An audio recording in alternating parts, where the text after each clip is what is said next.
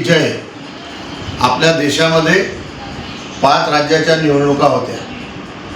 त्यामध्ये देशाचे पंतप्रधान नरेंद्र मोदी आणि केंद्रीय गृहमंत्री माननीय अमित शहा आणि भाजपचे असंख्य कार्यकर्ते आणि या 5 राज्यातले मतदार बंधू आणि भगिनींनो यांनी देशाच्या हितासाठी, देशाच्या विकासासाठी आणि देशाला महाशक्ती करण्यासाठी पश्चिम बंगालमध्ये खरं तर श्यामाप्रसाद मुखर्जी हे पश्चिम बंगालचे होते आणि इतक्या वर्षाच्या प्रतीक्षेनंतर आज तिथं भाजपची संस्था स्थापन होऊन राहिली आहे.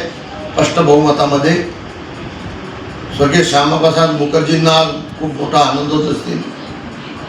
कारण पश्चिम बंगालमध्ये ज्या पद्धतीनं गुंडाराज होता, भाजपच्या असंख्य कार्यकर्त्यांना आपले जीव गमावे लागले, घर जाळावे लागले, त्यांना मारण्यात आलं.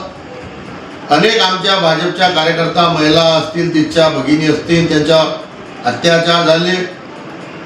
बांगलादेशीय घुसखोरी तिथं मोठ्या प्रमाणावर झाली आणि बांगलादेशची जी सीमा आहे आपली पश्चिम बंगाल आणि बांगलादेशची, तिथून मोठ्या प्रमाणावर तस्करी आणि देशविरोधी कारवाया सुरू होत्या.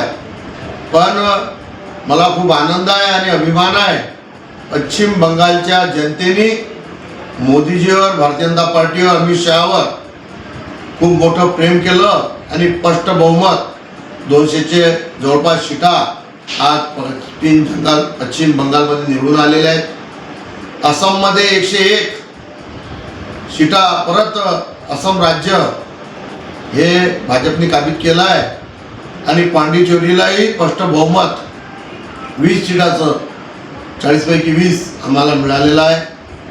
आणि 2 राज्यामध्ये आमची सत्ता नव्हती, पण तिथंही एका ठिकाणी तमिळनाडूमध्ये चांगलं प्रदर्शन झालेलं आहे आणि नवीन आलेला पक्ष तिथं आज सत्ता स्थापन करणार आहे.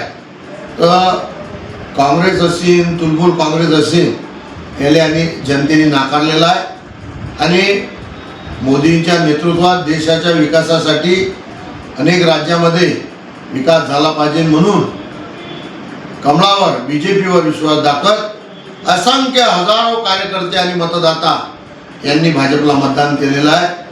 मी पश्चिम बंगाल, आसाम, पांडिचेरी आणि इतरही राज्यातले, केरळ आणि तमिळनाडू या राज्यातल्या जनतेचे धन्यवाद देतो की आपण आज विकासाला एक साथ दिलेली आहे. देशाला महाशक्ती करण्याच्या दृष्टिकोनातून आपण आज अनपेक्षित आम्हाला वाटलं नाही, पण अनेक लोक म्हणत होते की जमणार नाही, पण जनता जनार्दन आहे, जनता जनार्दनानं मनात ठरवलं तर होत्याचं नव्हतं, नव्हत्याचं होतं करून देतो. मागच्या वेळेस आपण 77 सीटा आपल्या होत्या आणि आज आपण 200च्या सीटानं स्पष्ट बहुमत तिथं घेतलेलं आहे.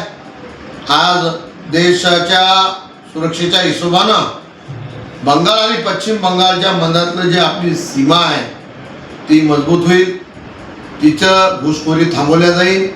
रोहिंगे जे तिथं स्थान मानून बसलेले आहेत आपल्या देशात, त्यांना तिथून खदेडल्या जाईल आणि पश्चिम बंगालचा विकास होणार आहे.